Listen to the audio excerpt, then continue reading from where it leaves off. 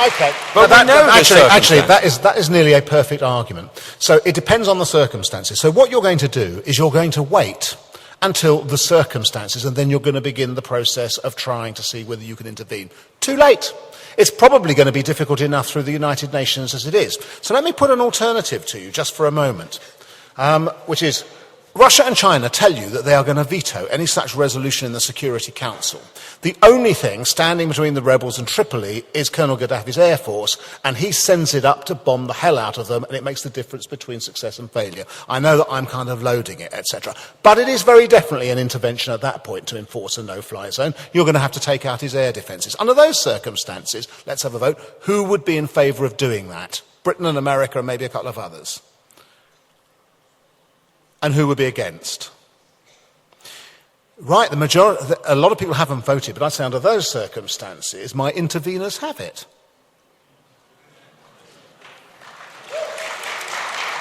All right, interveners and non-interveners, it's now time for you to intervene.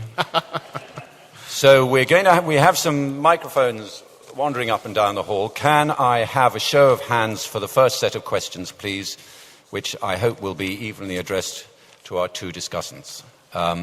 Yes, the gentleman right at the back by the double doors there. This is a question to David. Accepting your definition of intervention and also that democracy is generally a good thing, how specifically would you intervene first in Saudi Arabia and then in Iran? In Iran? Try Saudi first. Okay. And it is actually an extraordinarily difficult question. I mean, the first thing to say, obviously, is you have two immensely different countries. I'll say, so let's have this as a general proposition.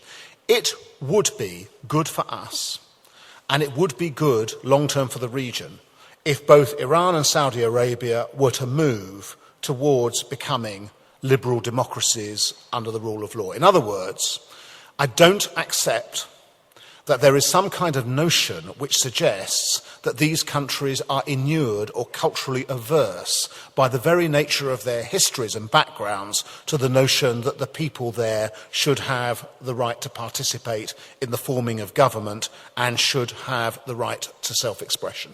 And incidentally, these things are embodied in the United Nations Charter, which, as we know, is more honoured in the breach than in the observance.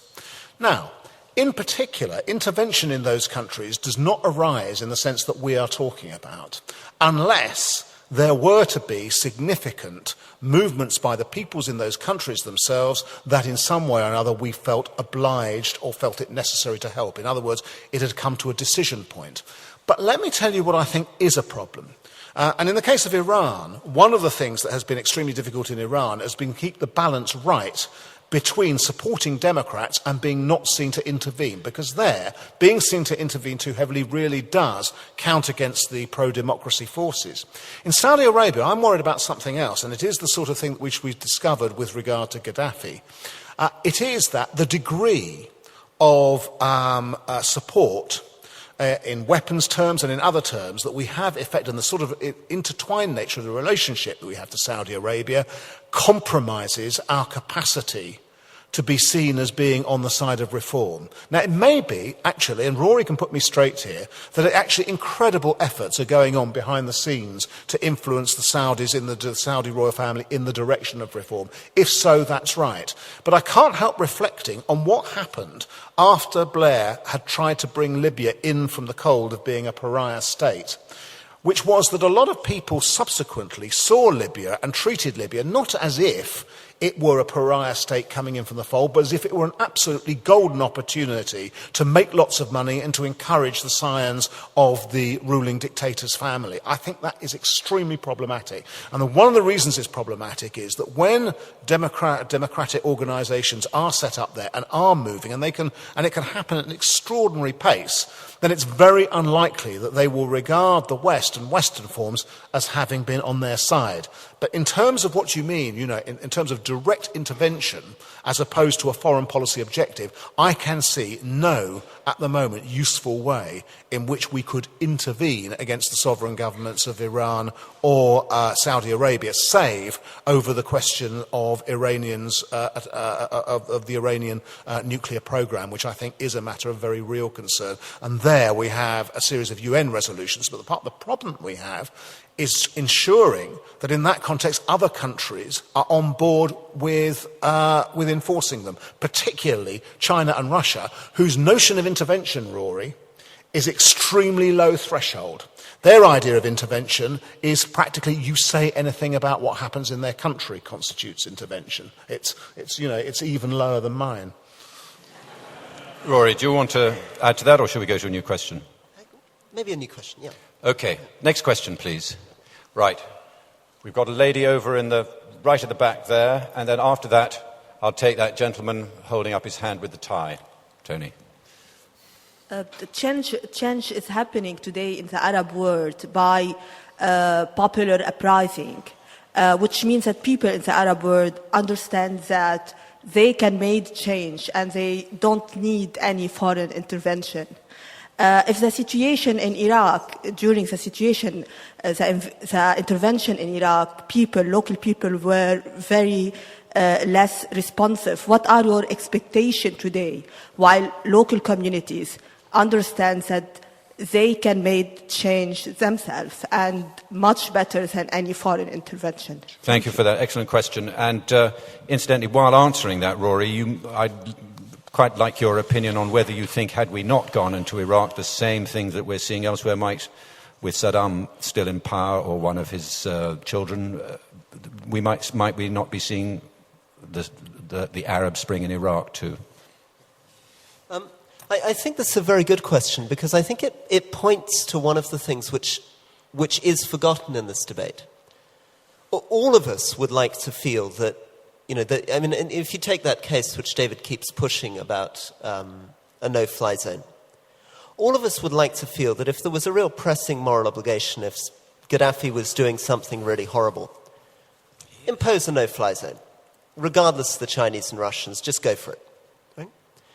But the problem pointed out by this question is that many, many Arabs themselves are, in fact, I would say the majority, the overwhelming majority of Arabs, are, with very good reasons, deeply, deeply suspicious of the West and its actions.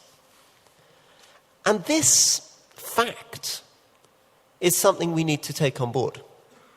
If you get involved in a situation in which Gaddafi is attacking Benghazi and you say, forget the Chinese, forget the Russians, forget a UN resolution, let's go, let's hit it, I'm afraid you're not going to find yourself now, and this is partly because of what we've done in Iraq and Afghanistan, dealing with a situation in which people will be saying, well done, David, fantastic, benevolent, good intentions, we can see you're doing it for our best interests. They would say, as people in Benghazi are already saying, this is another form of colonialism. And one of the problems with David's worldview, I think, is that it's very, very much based on a technocratic model. It assumes clear moral certainty, clear moral justification, clear execution, result. What it fails to take into account is what I encountered every day in Iraq. I mean, David said that I was in favor of the intervention in Iraq, and I was. And I was completely wrong. Totally wrong.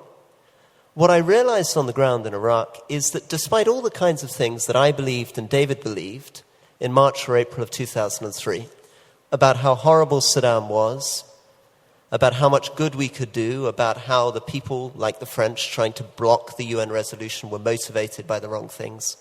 The real problem was that the Iraqis did not want us, and the reason they didn't want us is because the legacy of colonialism, nationalism, Islam, and that lack of trust. And when we're making these calculations on what we should be doing in Libya, to understand that if we move into a worldview where every time a dictator is using violence to suppress his people, we attempt to get right round the UN system and, to take David's phrase, get stuck in, we're putting ourselves in very dangerous grounds.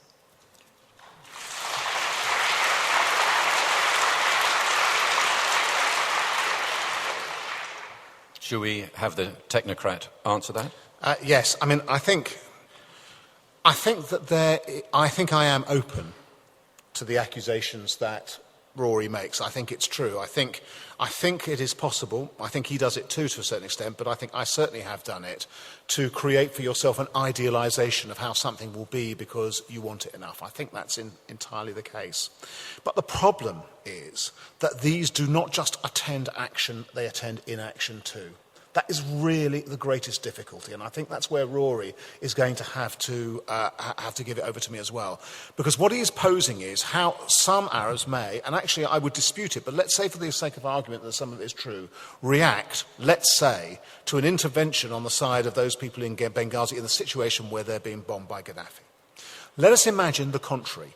Let us imagine that no one helps the people in Benghazi when they are being bombarded by Gaddafi. Let us imagine what Democrats and other people, and people just involved in uprising around the Arab world, think about that. What is their accusation that will be levelled at the West by hundreds of thousands, if not millions of people? It is that you would support Gaddafi in some kind of way, but you wouldn't support the Democrats when they came up against him. You know, Rory, that accusation will be raised. We know it was raised because after Bosnia, it was raised in Spain. One of the major reasons given by the second wave jihadis for their actions was what they regarded as Western hypocrisy in not protecting Muslims in Bosnia from the Christian Serbs. It came up nearly every time. It featured in all the jihadi literature and so on, but is now widely forgotten. In other words, you get criticised just as much, if not more, for your inaction.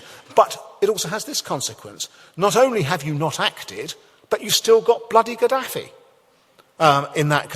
Now, that may be a bit technocratic, but nevertheless, it seems to me a kind of a relatively inescapable piece of logic. And I would say one other thing about it in the context of Iraq. I don't believe that any uprising would have uprooted Saddam Hussein or Uday or Qusay Hussein.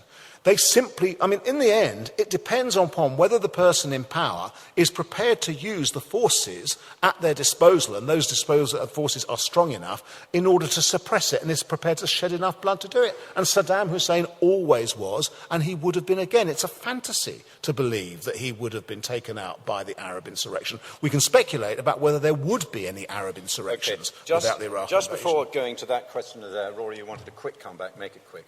Okay. Very quick comeback. I think, David's description of Iraq reveals what the difference is here.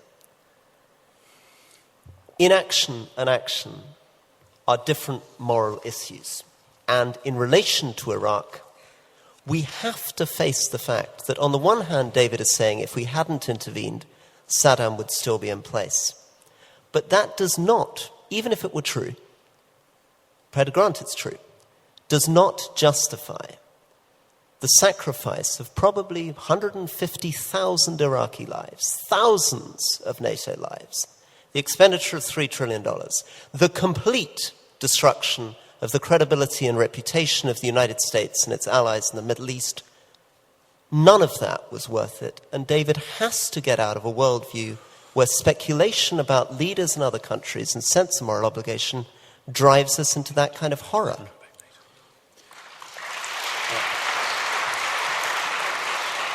I'm going to say very briefly, that is a very strong point, particularly that about credibility and reputation, let alone lives. But there is a difficulty here, which is we have to imagine also what would have happened otherwise. We do. And I note, Rory, that you just didn't. You didn't just then. And I'm going to invite you to. Before you do that, I'm going to invite you, that gentleman over there, to ask a question.